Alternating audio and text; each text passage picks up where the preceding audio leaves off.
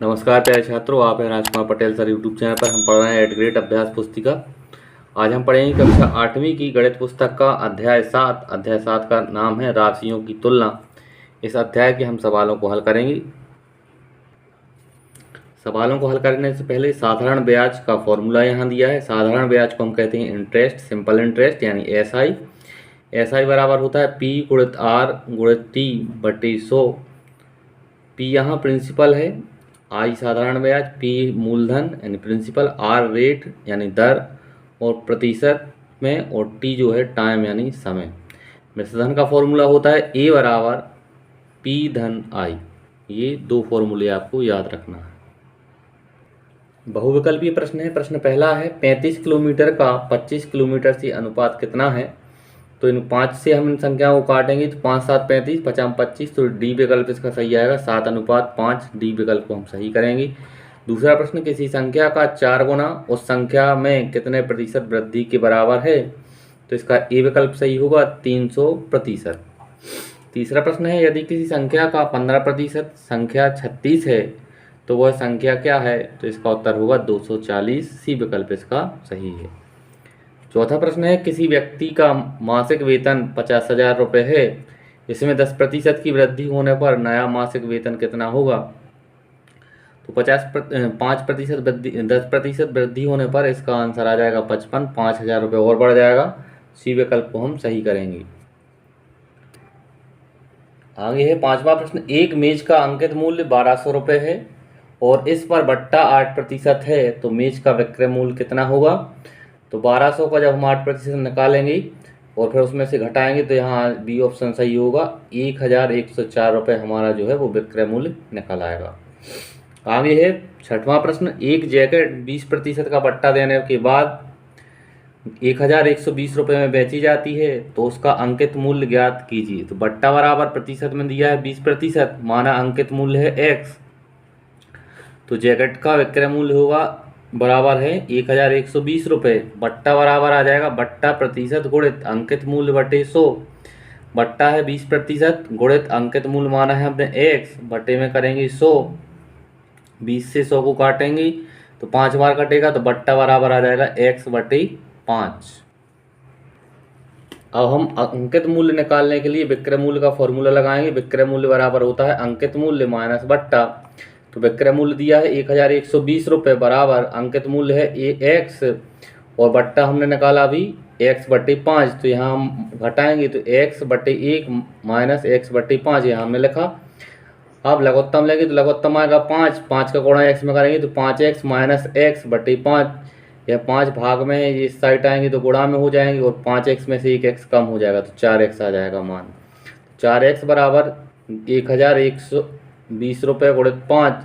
अब हम 4 यहाँ जो गुणा में है इस साइड लाएंगे तो ये भाग में हो जाएगा। 4 से हम काटेंगे 1,120 को, 280 बार कटेगा और 280 में हम 5 का गुणा करेंगे तो अंकित मूल्य बराबर x बराबर आ जाएगा 1,400 रुपये। यह हमारे प्रश्न का आंसर होगा। 7वां प्रश्न है, यदि रोहन के पास अपने धन का 50% खर्च करने के बाद 800 रुपये बची तो ज्ञात कीजिए उसके पास शुरू में कितना धन था। इसका हल हम लिखेंगे। माना कि रोहन के पास धन x रुपये है, तब x का 50% बराबर 800, तो x गुणित 50 बटे 100 बराबर 800। अब ये 100 जो है यहाँ भाग में इस साइड जाएंगे तो गुणा में हो जाएंगे, x यहीं रहेगा और 50 जो ऊपर गुणा में थे ये भाग में आएंगे। पक्षांतर किया हमने तो x बराबर 800 गुणित 100 बटे 50। 50 से हम 100 को काटेंगे 2 बार और 800 में अब हम 2 का गुणा करेंगे तो x बराबर 1,600 रुपये आएगा और यही हमारा आंसर हुआ। अतः रोहन के पास शुरू में 1,600 रुपये थे। प्रश्न क्रमांक 8वां है, 12 कुर्सियों का क्रय मूल्य 10 कुर्सियों के विक्रय मूल्य के बराबर है, लाभ प्रतिशत ज्ञात कीजिए। इसका हल देखते हैं। 12 कुर्सियों का क्रय मूल्य बराबर 10 कुर्सियों का विक्रय मूल्य, अतः 2 कुर्सियों का लाभ हुआ है तो लाभ प्रतिशत बराबर होगा लाभ बटे क्रय मूल्य गुणित 100। 2 कुर्सियों का लाभ हुआ है, क्रय मूल्य है 10 के बराबर, गुणित में लिखेंगे हम 100। 10 से हम 100 को काटेंगे 10 बार और 10 का गुणा 2 में करेंगे तो यहाँ आ जाएगा 20%, अतः लाभ प्रतिशत बराबर आ जाएगा 20%। यह हमारा प्रश्न का आंसर होगा। 9वां प्रश्न है, साकिर ने एक कूलर 10% कर सहित 4,400 रुपये में खरीदा। वेट जुड़ने से पहले कूलर का मूल्य ज्ञात कीजिए। छात्रों, यदि आपकी पुस्तक में यह सवाल का हल नहीं मिल रहा है तो आप इसको एक रजिस्टर में लिख सकते हैं और तिमाही परीक्षा और अन्य परीक्षाओं के लिए इसका हल आप रजिस्टर से देख सकते हैं। आप रजिस्टर में इनको कर सकते हैं। आइए हम 9वें प्रश्न का हल देखते हैं। माना कूलर का मूल्य x रुपये है, x का 10% बराबर कर, तो 10/100। अब हम 10 से 100 को काटेंगे 10 बार, तो x/10 बराबर आ जाएगा कर। अब कर सहित मूल्य कितना है, x धन x/10 बराबर में दिया है हमें कितना, 4,400 रुपये। अब हम इसको यहाँ लिखेंगे 10x धन x/10 बराबर 4,400 रुपये। अब 10x में एक x को हम यहाँ जोड़ेंगे तो हो जाएगा 11x, और ये 10 जो गुणा में है, भाग में है, ये इस साइड आके हो जाएंगे गुणा में। तो हमारा यहाँ 11x बराबर हो जाएगा 44,000। अब x ये 11 जो गुणा में है इस साइड आएंगे तो भाग में जाएंगे, तो x बराबर 44,000/11। 11 से 44 को काटेंगे तो आएगा 4, और ये 3 शून्य पीछे लगा देंगे, तो x बराबर 4,000 रुपये। अतः वेट जोड़ने से पहले कूलर का मूल्य जो था वो 4,000 रुपये था। यह हमारे प्रश्न का आंसर होगा। प्रश्न क्रमांक 10वां है, ज्योति ने एक वस्तु 4.5% बिक्री कर सहित 3,155 रुपये में खरीदी। कर से पहले उस वस्तु का मूल्य ज्ञात कीजिए। देखिए इसका हल, माना वस्तु का मूल्य है x रुपये, तब x का 4.5% बराबर कर, तो x गुणित 4.5/100 बराबर कर। अब ये दशमलव हम हटाएंगे तो नीचे 10 आ जाएगा, तो बचेगा 45/10 गुणित 100। अब हम 5 से काटेंगे तो 5 दूनी 10 और 5 नाम 45। तो यहाँ 9 का गुणा x में करेंगे तो 9x, और 100 का गुणा 2 में करेंगे तो 200 हो जाएगा, तो 9x/200 बराबर कर। अब कर सहित मूल्य जो दिया है वो है 3,155 रुपये। अब x धन 9x/200 बराबर 3,155। लघुत्तम लेंगे तो आएगा 200, 200 का गुणा x में करेंगे तो 200x धन 9x बराबर बटे में 200 बराबर 3,155। अब 200 में जी 9 जोड़ेंगे तो 209x बराबर 200 यहाँ भाग में है, इस साइड जाएंगे तो गुणा में हो जाएगा, 209x बराबर 3,155 गुणित 200।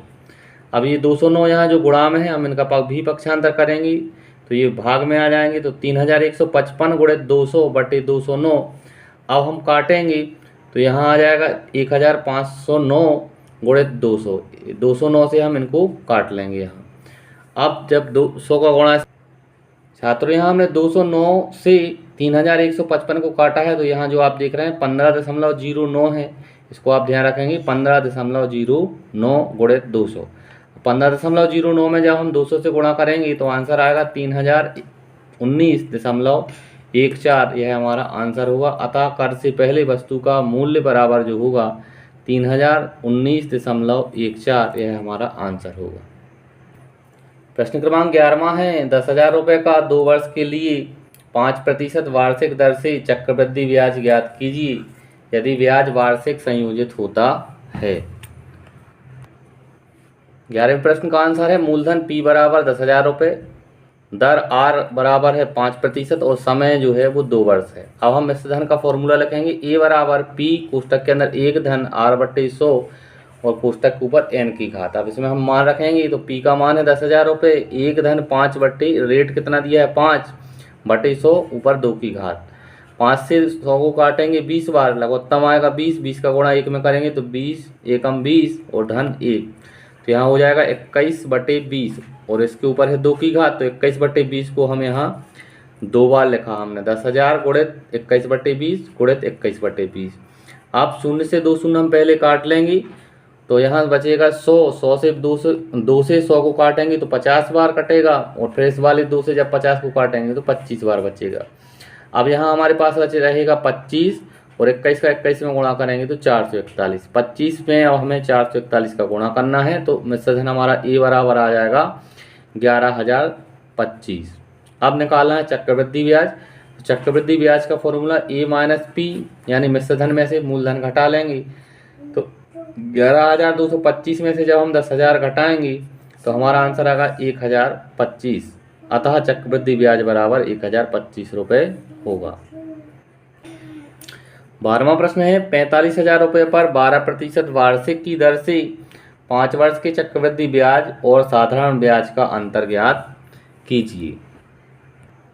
इसका हल हमने लिखा है, दिया है P बराबर यानी मूलधन जो है 45,000 रुपये, R यानी रेट जो है 12% और N बराबर समय जो है वो 5 वर्ष है। अब साधारण ब्याज P गुणित R गुणित T बटे 100, तो इसको हमने लिखा है यहाँ 45,000 गुणित 12 गुणित 5 बटे 100। 2 शून्य से 2 शून्य कट जाएंगी तो 450 गुणित 12 गुणित 5। इसका जब हम गुणा करेंगे तो 12 पंची 60 और 60 का गुणा हम 450 में करेंगे तो आएगा 27,000। तो ऐसा यानी साधारण ब्याज जो हमारा आएगा वो आएगा 27,000 रुपये। अब है मिश्र धन। अब हम निकालेंगे मिश्र धन A बराबर P कोष्टक के अंदर 1 धन R बटे 100 कोष्टक के ऊपर N की घात। अब यहाँ देखिए आप 45,000 रुपये 1 धन, यहाँ रेट दिए 12%, 12 बटे 100 ऊपर N समय दिया है 5 वर्ष।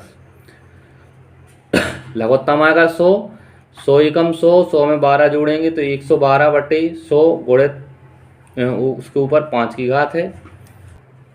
अभी हमने 112 बटे 100 लिखा था, अब 100 लिखा है तो हम 2 अंक बाद यहाँ दशमलव लगा सकते हैं। तो 45,000 गुणित 1.12 के ऊपर 5 की घात। अब जब हम इनको 5 बार लिखेंगे गुणा करके तो आएगा 1.76। तो 45,000 गुणित 1.76, तो इसका आंसर आ जाएगा 79,200 रुपये। ये हमारा मिश्र धन आ गया है 79,200 रुपये। अब चक्रवृद्धि ब्याज बराबर निकालेंगे हम A माइनस P, तो 79,200 में से 45,000 घटा लेंगे तो चक्रवृद्धि ब्याज आएगा 34,200 रुपये। अब हमें साधारण ब्याज और चक्रवृद्धि ब्याज का अंतर निकालना है। तो चक्रवृद्धि ब्याज माइनस साधारण ब्याज, 34,200 में से माइनस करेंगे 27,000 तो हमारा आंसर आएगा 7,200 रुपये। यह हमारे इस प्रश्न का आंसर होगा। 13वां प्रश्न है दुकान A और दुकान B पर एक खिलौने का मूल्य 540 रुपये है। इस सप्ताह यह खिलौना दुकान B पर 425 की सेल पर है तथा दुकान A पर 25% छूट पर है। अब किस दुकान पर यह कम कीमत पर उपलब्ध है तथा दोनों कीमतों में कितना अंतर है। इसका आंसर हमने लिखा दुकान A पर मूल्य जो होगा 540 रुपये का 25%, तो 540 का हमने 25% निकाला, 25 बटे 100, 25 से 100 को काटेंगे 4 बार और 540 को जब हम 4 से काटेंगे तो आएगा 135 रुपये। तो छूट के बाद कीमत जो होगी 540 माइनस 135 यानी 405 रुपये। अब दुकान B पर मूल्य जो है वो 425 रुपये है, अतः दुकान A पर कम कीमत पर उपलब्ध है। दोनों कीमतों में अंतर यहाँ देखें 425 माइनस 405 तो 20 रुपये का अंतर यहाँ आएगा। आगे 14वां प्रश्न है 2% वार्षिक की दर से बढ़ते हुए 2023 के अंत में एक गांव की जनसंख्या 37,500 हो गई। वर्ष 2025 के अंत में जनसंख्या कितनी होगी। 14वें प्रश्न का आंसर है वर्तमान जनसंख्या है 37,500, दर दी है 2%, तो समय दिया है 2 वर्ष। 2025 के अंत में जनसंख्या जो होगी P कोष्टक के अंदर 1 धन R बटे 100 और उसके ऊपर N की घात। 37,500 कोष्टक के अंदर 1 धन 2 बटे 100 के ऊपर 2 की घात।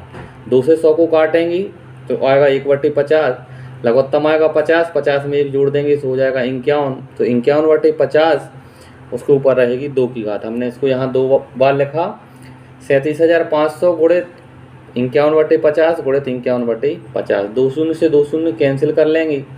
375 को हम 5 से काटेंगे और फिर 5 से काटेंगे तो यहाँ आ जाएगा हमारा 15 और ऊपर रहेगा 51 गुणित 51, तो 15 गुणित 51 गुणित 51 जब हम इसका गुणा करेंगे तो आएगा 39,015।